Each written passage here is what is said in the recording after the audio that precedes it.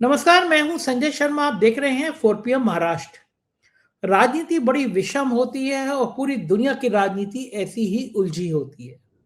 युद्ध के जरिए राजनीति हल करने की कोशिश की जाती है, लेकिन कभी-कभी सवाल थोड़े टफ आ जाते हैं। अमेरिका और इजराइल को भी समझ आ रहा होगा कि ऐसे ही टफ सवाल आ गया जब ईरान पर विजय पाने का, ईरान को नेस्तनाबूद करने का सपना देखा था, लेकिन सपना गले की फांस बन गया। उल्टा अमेरिका और इजराइल में विद्रोह हो सकता है। अभय दुबे जी से इन तमाम मुद्दों पर मैंने बातचीत की है। रोचक बातचीत है। चैनल को सब्सक्राइब करिएगा, ज्वाइन करिएगा। चलते हैं अभय दुबे जी के पास। 4 PM न्यूज नेटवर्क में बहुत बहुत स्वागत है अभय दुबे जी आपका। हम्म, अमेरिका को समझ में अब आ रहा है कि कितनी बड़ी गलती कर गया वो ईरान पर हमला करके। किसी को उम्मीद नहीं थी कि इतनी भारी फजीयत होगी। अमेरिका के अंदर ट्रंप का विरोध शुरू हो रहा है। इजराइल के प्राइम मिनिस्टर को भी लग रहा है कि ईरान की जिस तरह मिसाइलें गरज रही हैं, अमेरिका के दोस्तों की खाड़ी देशों सऊदी की तरफ भी गरजने लगी हैं। और ईरान को की बहादुरी देख के पूरी दुनिया हैरान है। कांग्रेस ने भी भारत में मोदी सरकार पर सवाल उठाया है कि क्यों खामोश है। राहुल गांधी ने कहा है, सोनिया गांधी ने कहा है, जैसे जैसे युद्ध बढ़ रहा है बाजार गिर रहा है। अमेरिका में भी बाजार बहुत बुरी तरह से गिर रहा है। तेल की कीमतें बढ़ेंगी, ये सब जानते हैं।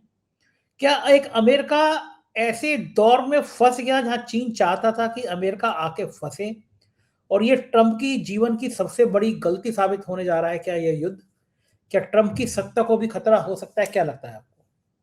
देखिए, अमेरिका के विदेश मंत्री हैं रूबियो। रूबियो ने आज एक भाषण में, मैंने खुद सुना उनका भाषण रूबियो का। इसमें उन्होंने ये कहा है कि नेतन्याहू जो थे वो अमेरिका वो ईरान पे आक्रमण करना चाहते थे। हैं? तो वो इससे ये साबित होता है रूबियो की इस बात से कि नेतन्याहू का एजेंडा था ईरान पे आक्रमण करने का, और ट्रंप उस एजेंडे के फेर में आ गए क्योंकि इनके पास अपने दबाव थे और उन्हें अपने दबावों से निकलना था। इनके पास कई दबाव थे। एप्स्टीन फाइलों से इनकी साख लगातार गिर रही थी। अमेरिकी सुप्रीम कोर्ट ने जो फैसला दिया था, उस फैसले के कारण इनका जो टैरिफ वाला मामला था, इससे सारी दुनिया को ये अपने अड़दम में ले लिया था इन्होंने। वो सारा सारा गड़बड़ा गया था इनका। उसके बाद में अभी नवंबर में मध्यावधि चुनाव होने वाले हैं अमेरिका में, जिसमें कांग्रेस की 400 से ज्यादा सीटों का चुनाव होने वाला है। उसमें ट्रंप के हारने का खतरा था।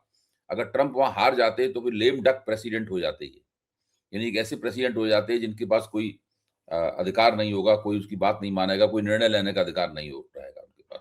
वो अपने मन का निर्णय नहीं ले सकता।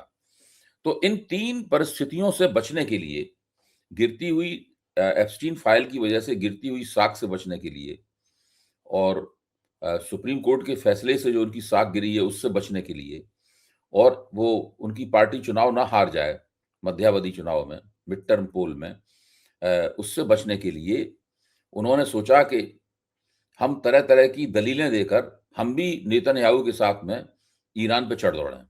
तो उन्होंने पहली दलील ये विकसित की कि ईरान तो पिछले 50 साल से हमारे हमारे हमारे हमारे ऊपर अटैक कर रहा है। यानी 1979 में इस्लामिक क्रांति हुई थी, उससे वो गिन रहे हैं। मतलब 21 वर्ष तो वो हो गए, और 25-26 वर्ष ये हो गए, तो करीब 50 साल से, जब से इस्लामिक क्रांति हुई है, अमेरिका के ऊपर अटैक कर रहा है। पहला तर्क उन्होंने दिया इसलिए कि अमेरिका को अटैक कर रहा है, तो अमेरिका को उसका हिसाब किताब चुकता करना है। आज वो एक नया तर्क ढूंढ के लाए हैं। उन्होंने तर्क ये दिया है कि अगर हम नहीं हमला करते तो वो हमारे ऊपर हमला कर देता। इनके ऊपर का मतलब ये हुआ कि वो जो इनके आसपास के मध्य पूर्व में अमेरिका के जो फौजी अड्डे हैं, उन फौजी अड्डों के ऊपर हमला कर देता।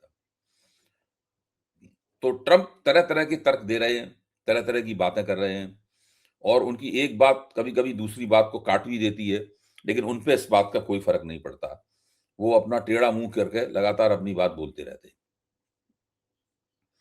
इसमें आप देखिए, नेतन्याहू का आप कोई वक्तव्य नहीं सुनेंगे। नेतन्याहू की ज्यादा तस्वीर भी नहीं आती है। वो कोई वक्तव्य नहीं देते हैं, वो खामोशी से अपना काम करते हैं। वो सबसे ज्यादा इस वक्त दुनिया में सबसे चालाक आदमी अगर कोई है तो वो बेंजामिन नेतन्याहू है, मैं ये मानता हूं। तो वो अपने लगे हुए हैं इस काम में। ईरान की रणनीति ये मुझे दिखाई पड़ रही है संजय जी, कि वो जानबूझकर अरब देशों में जो अमेरिकी फौजी अड्डे हैं, उनके ऊपर हमला कर रहा है ईरान। उसका कारण ये है कि जब उनके ऊपर फौजी अड्डों के ऊपर हमला करता है ईरान, तो उनको उनके अंदर बड़ी असुरक्षा पैदा होती है। तो वो लोग अमेरिका से ये कहने लगे हैं कि भाई आपने तो हमने तो आपको अपना फौजी अड्डा बनाने की इजाज़त ये दी इसलिए दी थी, ताकि आपने हमें हमारी सुरक्षा का आश्वासन दिया था। हमारी सुरक्षा तो कोई हो नहीं रही है, हमारे ऊपर तो मिसाइलें गिर रही हैं ईरान की। अब आप हमें रोकिए, आपने तो हमें एयर डिफेंस सिस्टम भी नहीं दिया। आपको हमें एयर भाई अच्छा ईरान का जो ईरान का जो हमलावर तंत्र है, वो अमेरिकी बचाव तंत्र के मुकाबले काफ़ी सस्ते किस्म का है।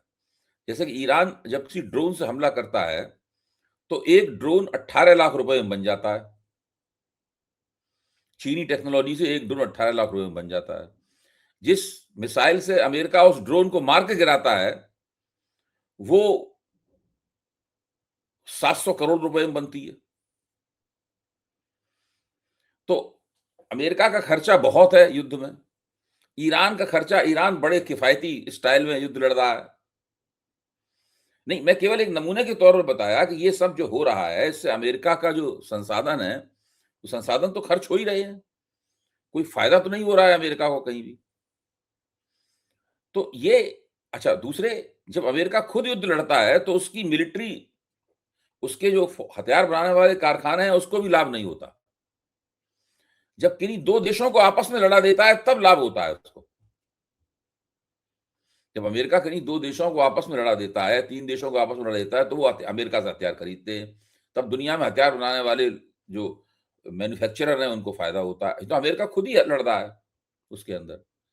तो ये एक बड़ी जटिल किस्म की परिस्थिति बन गई है। और इस जटिल परिस्थिति में ज़ाहिर है, तगड़े और मजबूत तो अमेरिका और इज़राइल ही हैं, इसमें कोई शक की बात नहीं है। कोई मुकाबला नहीं है उनका मजबूती और ताकत में। ये मानना अपने आप को गलतफ़हमी में रखना होगा कि अमेरिका कमज़ोर पड़ गया है, ऐसा कुछ नहीं है। अमेरिका ऐसी रफ़्तार से साल 6 महीने और लगातार लड़ते रह सकता है। अच्छा, कहा यह जाता है कि जो ईरान की मिसाइलें और मिसाइलों का भंडार है, उसका अभी ईरान ने केवल 1% ही खर्च किया है। 1% केवल। तो अभी ईरान भी बहुत दिनों तक लड़ते रह सकता है। लेकिन अमेरिका और इज़राइल की नीति यह है कि ईरान के जब भी ईरान का नया नेतृत्व, वो नए नेतृत्व पे हमला कर देंगे। ऐसे उन्होंने नए रक्षा मंत्री नियुक्त किए थे, उनको भी मार दिया है। जो पुराने रक्षा मंत्री मारे गए, उनकी नया रक्षा मंत्री नियुक्त हुआ था, वो नया रक्षा मंत्री उन्होंने आज उड़ा दिया। अच्छा, और ट्रम्प ने कहा भी है कि एक हम जो नई लीडरशिप है, उस नई लीडरशिप को हम लगातार अटैक करेंगे। और ट्रम्प ने कहा है कि हम पिछले अगले 8-10 दिन में हर तरह का नेतृत्व खत्म कर देंगे ईरान का, हर तरह का नेतृत्व खत्म कर देंगे। जो भी उनका नेतृत्व चुना जाएगा, हम उसको उड़ा देंगे।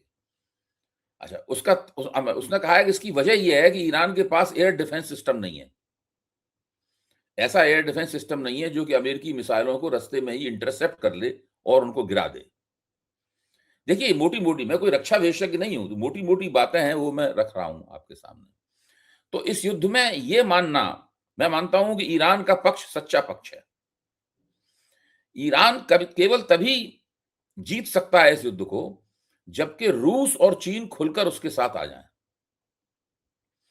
इस तरह के वो संकेत दे रहे हैं रूस और चीन, क्योंकि रूस और चीन अगर खुलकर सामने आ गए और ये कहने लगे कि हम ईरान को सपोर्ट करेंगे इस मामले में, तब फिर अमेरिका और इजराइल को जो है सोचना पड़ेगा कि क्या किया जाए। अभी तक रूस और चीन ने ईरान का समर्थन तो किया है। रूस, चीन और तुर्की, अगर ये तीनों देश खुलकर, तुर्की के पास भी डिफेंस इंडस्ट्री बहुत बड़ी है, वो भी ड्रोन बहुत बड़े पैमाने पर बनाता है तुर्की। अभी ऑपरेशन सिंदूर में पाकिस्तान ने जिन ड्रोन्स का इस्तेमाल करके भारत को तंग किया था, वो तुर्की के बने हुए ड्रोन्स थे। तुर्की, अब इसका मौजूदा नाम तुर्की है, तुर्की के बने हुए ड्रोन्स थे। तो ये स्थिति बनी हुई है और ये युद्ध लगातार जारी है। टीवी के ऊपर जो दिखाया जा रहा है, उसमें आदेश ज्यादा बकवास है। वो केवल एक ही तथ्य को सुबह से शाम तक बार-बार बताते रहते हैं। कुछ रिटायर्ड फौजी अफसर बैठा देते हैं। उनमें से कुछ लोग अच्छा विश्लेषण भी करते हैं, ऐसी बात नहीं। मैं 1-2 लोगों को बड़ा सम्मान के साथ मुझे उनका विश्लेषण अच्छा लगता है, मैं सुनता भी हूँ उनका विश्लेषण। लेकिन सब लोग दूसरे दर्जे के, तीसरे दर्जे के जो सूचनाएँ हैं, उन सूचनाओं के आधार पर अपना एनालिसिस करते हैं। किसी के पास फर्स्ट हैंड इन्फॉर्मेशन, ताज़ा इन्फॉर्मेशन किसी के पास नहीं है। अच्छा, ईरान से खबरें कम आती हैं निकल कर, क्योंकि ईरान में इंडिपेंडेंट मीडिया नहीं है, स्वतंत्र मीडिया नहीं है, तो वो अपने स्तर पर तो कोई खबर देता नहीं है। तो ये एक तरह का खबरों के आने के मामले में भी एक असंतुलन है। ज़्यादा खबरें जो निकल कर आ रही हैं, वो कि अमेरिका से निकल के आ रही हैं, इज़राइल से निकल के आ रही हैं। ईरान से निकल के खबरें नहीं आ रही हैं। जो अमेरिका और इज़राइल से निकल के आती हैं, वो खबरें दरअसल उन्हीं के पक्ष में झुकी रहती हैं। और जो भारत का गोदी मीडिया है, उसका रुझान भी अमेरिका परस्ती का रुझान है, क्योंकि मोदी जी अमेरिका परस्त हो गए हैं। क्योंकि मोदी जी अमेरिका परस्त हैं, तो जो मोदी जी इस मीडिया के आका हैं, तो ये लोग भी पूरी तरीके से अमेरिका परस्त हो गए हैं। तो ये स्थिति बनी हुई है और हम लोग बैठे हुए इस स्थिति को देख रहे हैं, अफ़सोस कर रहे हैं। अच्छा, लगातार तेल की कीमतें बढ़ रही हैं। महँगाई का बॉम्ब भारत के ऊपर फटने वाला है। तकरीबन 2-3 दिन के अंदर ही, ज़्यादा समय नहीं, 2-3 दिन के अंदर ही हम सभी को इस बढ़ती हुई महँगाई का जो दंश है, वो झेलना पड़ेगा। क्योंकि जैसे ही तेल की कीमतें, अगर एक बैरल का दाम $1 बढ़ता है, तो तुरंत भारत में तेल की कीमत बढ़ जाती है। तो ये स्थिति है। और ये मोदी के समर्थकों ने ये उड़ाना शुरू कर दिया है कि देखिए भारत में कितनी शांति है। भारत के लोग कितने मज़े से होली मना रहे हैं। मोदी जी के नेतृत्व की ये खूबी है। यहाँ पे कुछ हो ही नहीं रहा है, सब लोग आराम से हैं, जबकि सारी दुनिया युद्ध में उलझी हुई है, लेकिन भारत में मतलब जो है वो शांति की बयार चल रही है और सब लोग खुशी-खुशी नगाड़े बजा रहे हैं, होली रंग खेल रहे हैं, होली जलाई जा रही है, हम लोग कितने बढ़िया हैं।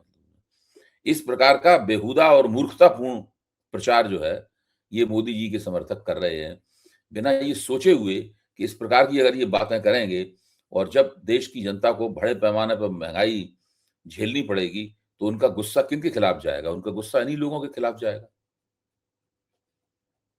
बिल्कुल ठीक बात है, ये माहौल बनेगा, लेकिन एक बात बड़ी और भी समझ में नहीं आ रही।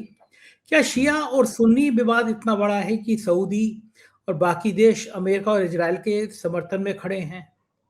क्योंकि जहाँ मुस्लिमहुड की बात आती है, कहीं न कहीं दुनिया भर के मुस्लिमों को एक संदेश तो होना चाहिए कि धीरे-धीरे मुस्लिमों को बदनाम किया जा रहा है, उनके ऊपर आतंकवादी ठप्पा लगाया जा रहा है। ऐसे में चाहे शिया हो, चाहे सुन्नी हो, अगर वो एकजुट नहीं होंगे, तो दुनिया भर में उनके खिलाफ जो दुष्प्रचार किया जा रहा है, उसको और बल मिलेगा।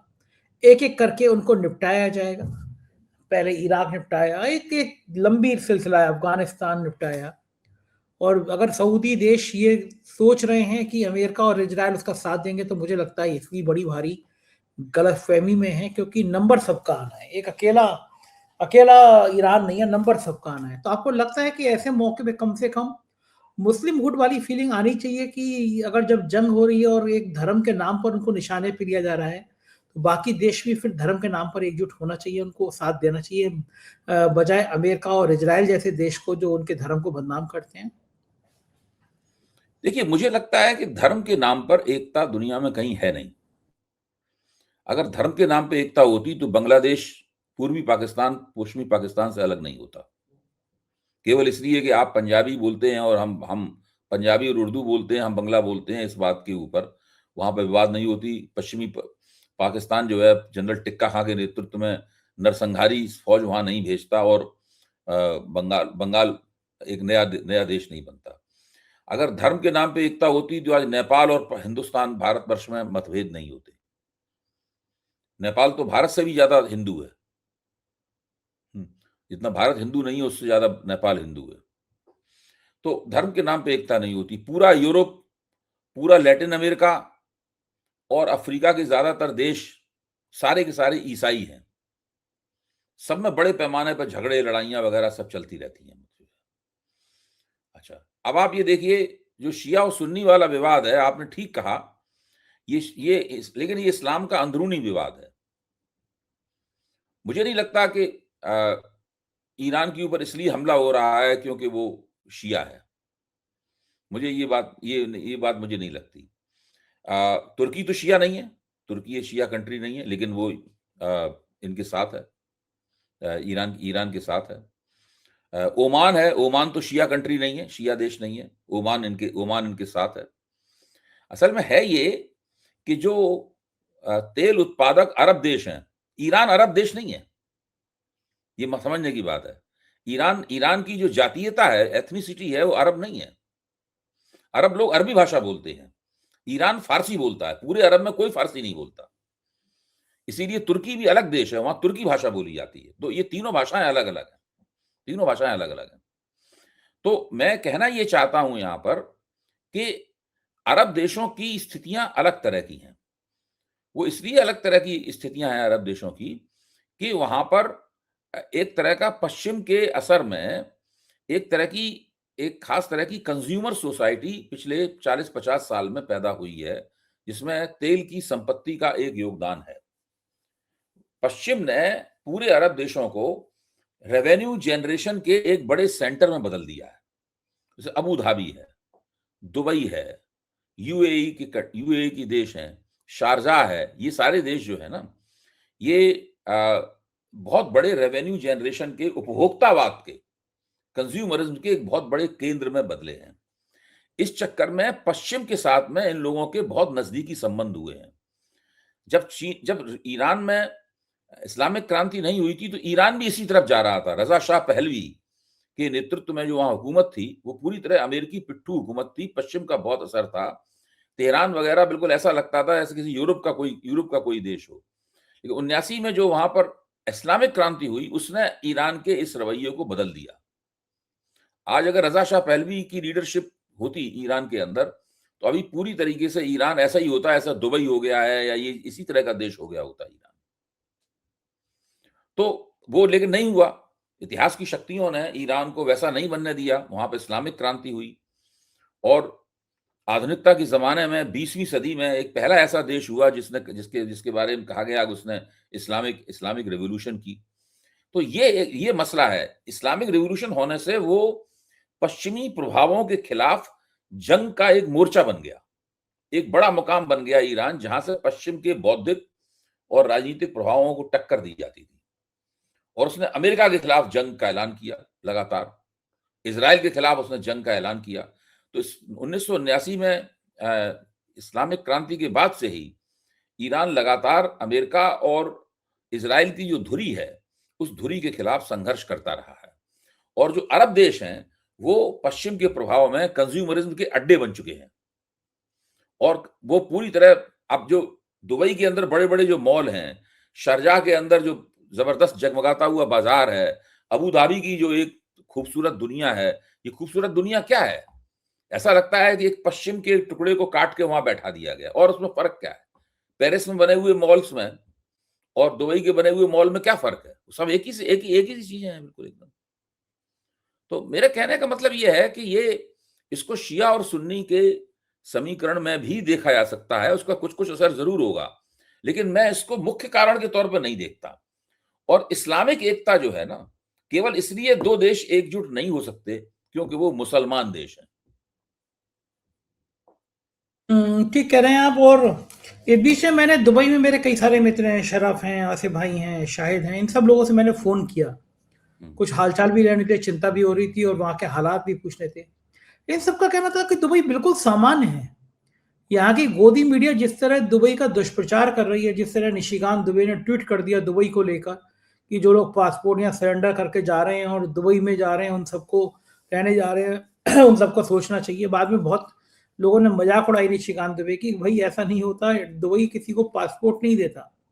लेकिन जिस तरह दुबई की मजाक उड़ाई, फिर मोदी जी को खुद ट्वीट करना पड़ा, दुबई के शासक से बात करनी पड़ी। वहां पे मेरे मित्र कह रहे हैं कि दुबई में बिल्कुल सामान्य है, कोई फर्क पड़ नहीं रहा दुबई में। और लेकिन यहाँ की गोदी मीडिया, अभी फर्क नहीं पड़ रहा संजय जी, लेकिन एयर स्पेस बंद है ना। एयरपोर्ट भी खुल गया शायद आज, मतलब खुल गया शायद, कल से फ्लाइट शुरू हो रही है। नहीं, मुझे लगता है बहुत मुश्किल है, क्योंकि हवा में ड्रोन्स हैं, कभी भी कोई मिसाइल गिर सकती है। जो कोई अगर फ्लाइट वगैरह होगी तो बहुत अपने रिस्क पे करना पड़ेगा। मुझे देखिए, दुबई में अगर एयर स्पेस खुलता है तो केवल दुबई में नहीं खुलेगा एयर स्पेस, पूरे मिडिल ईस्ट में एयर स्पेस खुलेगा। और ईरान लगातार इस बात को सुनिश्चित करेगा कि वहां का एयर स्पेस न खुले। वहां का एयर स्पेस बंद होना दरअसल ईरान के लिए फायदेमंद है। भाई एयर स्पेस बंद करने के लिए उसे 2 मिसाइलें ही दागनी है, डर के मारे एयर स्पेस बंद कर देंगे वो लोग। आप सोचिए अगर उसकी एक मिसाइल आए तो दुबई के हवाई अड्डे पे गिर पड़े, खेल खत्म, पैसा आजम, भले उससे कोई मामूली नुकसान हो। हाँ, कुछ फोटो आए भी रहे हैं कि हवाई अड्डे पे कोई मिसाइल गिरी, इस तरह फोटो पता नहीं सही है गलत है, लेकिन ये आप अगर मान लो किसी एयर स्ट्रिप के पास एक मिसाइल गिर जाए, एयर स्ट्रिप का छोटा सा कोना टूट जाए, वो कोने को बाद में रिपेयर कर लेंगे, लेकिन उसके बाद में वो एयर स्पेस बंद हो जाएगा। हाँ, वो एयर स्पेस बंद हो जाएगा। तो ये जो स्थिति है ना, ये स्थिति बड़ी नाजुक है। इसमें अभी सब लोगों को ध्यानपूर्वक 15 दिन इंतजार करना पड़ेगा। अगर 15 दिन, यही 15 दिन कम से कम 15 दिन, आप 20 मार्च तक मान के चलिए कि 20 मार्च तक ये चीज इसी तरह के चल सकती है। अगर 20 मार्च के बाद भी जारी रही तो तभी जारी होगी जबकि दूसरी ओर ताकतें इसके अंदर कूद पड़ेंगी। अब आप देखिए, ट्रंप में और ब्रिटेन में बड़े मतभेद हैं। स्टारमर ने कहा है, प्रधानमंत्री स्टारमर ने कहा है कि मैं ट्रंप से खुश नहीं हूं। ट्रंप ने फौरन जवाब दिया कि मैं भी ब्रिटेन से खुश नहीं हूं। देखिए, ब्रिटेन ने कह दिया हम उनके साथ हैं, लेकिन दोनों में तनातनी भी है बहुत ज्यादा। तो ये पूरा मामला जो है वो किधर भी जा सकता है। इसकी जो जटिलता है और उसकी जो बहुपक्षीयता है इस पूरे मामले की, वो इस पूरे मामले के ऊपर बहुत ही साफ सुथरा विश्लेषण करने की परिस्थिति मुहैया नहीं करा रहा है। ठीक बात है। उधर अमेरिका के अंदर भी विरोध तो बहुत है ही है। न्यूयॉर्क के मेयर का जिस तरह बयान आया, उसने ये बता दिया कि ट्रंप का भी विरोध बहुत है कि अमेरिका युद्ध में जाए, ये कोई बर्दाश्त अमेरिका करने को तैयार नहीं है। बहुत भारी खर्चा होता है। अब तक अमेरिका जिन जिन युद्धों में गया, बड़ी करारी शिकस्त हुई है उसकी, और बहुत किरकिरी करा के भागा है वो उन देशों को छोड़कर। लगता है कि ट्रंप को अंदरूनी बहुत विरोध विवाद होगा उसका।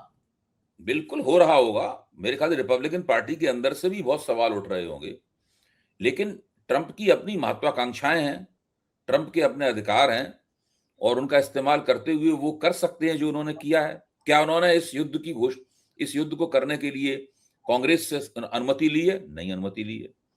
जिस तरह उन्होंने टैरिफ लगाने के लिए कांग्रेस से अनुमति नहीं ली थी, इस तरह युद्ध की घोषणा करने के मामले में भी उन्होंने कांग्रेस से अनुमति नहीं ली है। तो ये ट्रंप को इन सब बातों के जवाब देने पड़ेंगे। हो सकता है कि सुप्रीम कोर्ट उनके खिलाफ फिर से एक फैसला दे दे कि ये आप नहीं, युद्ध नहीं कर सकते, आप साबित कीजिए कि युद्ध करने लायक पूरी परिस्थितियां थी। इस तरह उन्होंने, सुप्रीम कोर्ट ने पूछा, आप साबित कीजिए कि आपने जो इमरजेंसी टैरिफ लगाए, दूसरे जो पेनल्टी टैरिफ लगाए, उसकी परिस्थितियां थी। ट्रंप के तर्कों को उसने नहीं माना और उसने वो सब उनके टैरिफ को उठा कूड़ेदान में फेंक दिया। तो ये जो स्थिति है, उस स्थिति में ट्रंप भी बुरी तरह से फंस सकते हैं, और इसीलिए ट्रंप जो है वो आर पार की लड़ाई लड़ते हुए नजर आ रहे हैं। ट्रंप को इस युद्ध के परिणाम अगर ट्रंप के पक्ष में नहीं निकले तो ट्रंप के हाथ से पूरी राजनीति बिल्कुल निकल जाएगी, नेतन्याहू के हाथ से पूरी राजनीति निकल जाएगी। अपने ही राजनीतिक अस्तित्व पर आए संकट से परेशान है ये दोनों नेता, और उस संकट से निकलने के लिए इन लोगों ने इस युद्ध को छेड़ दिया है। बिल्कुल ठीक कह रहे हैं अभय जी। और भारत में भी कांग्रेस जिस तरह हमलावर है मोदी जी की चुप्पी को लेकर, ईरान के मसले को लेकर, सोनिया गांधी ने इंडियन एक्सप्रेस में एक लेख लिखा है। सोनिया गांधी ने इंडियन एक्सप्रेस में एक लेख लिखा है। उस लेख को मैंने ध्यान से पढ़ा सवेरे, और उस लेख में जब बजट सेशन के बाद में, बजट सेशन का मध्यांतर के बाद दूसरा हिस्सा जो मार्च में शुरू होगा, उसमें लिखा हुआ है कि इस सवाल के ऊपर हम लोग सदन में जमकर बहस करेंगे। मोदी जी का जो रवैया है, इस रवैये के ऊपर हम लोग जम के बहस करेंगे, और इसमें हम किसी की, मतलब कोई हमें रोकेगा तो हम नहीं रोकेंगे। तो ये बिल्कुल कांग्रेस ने ऐलान कर दिया है कि इस सवाल के ऊपर मोदी सरकार को बहुत बुरी तरीके से घेरा जाएगा। जाहिर है कि परेशानियां बहुत बढ़ने वाली हैं। बहुत बहुत शुक्रिया अभय जी, आपने मुझे समय दिया, बातचीत की। Thank you sir. ये थे अभय दुबे जी। पूरी बातचीत आपने सुनी। जाहिर है अमेरिका, इजराइल और ईरान पर पूरी दुनिया की निगाह बनी हुई है। भारत की खामोशी, सरकार की खामोशी एक बड़ा सवाल खड़ा कर रही है। सोनिया गांधी ने लेख लिखा है, कांग्रेस सवाल पूछ रही है। आप क्या सोचते हैं विषय में, जरूर अवगत कराइएगा। शुक्रिया, थैंक यू।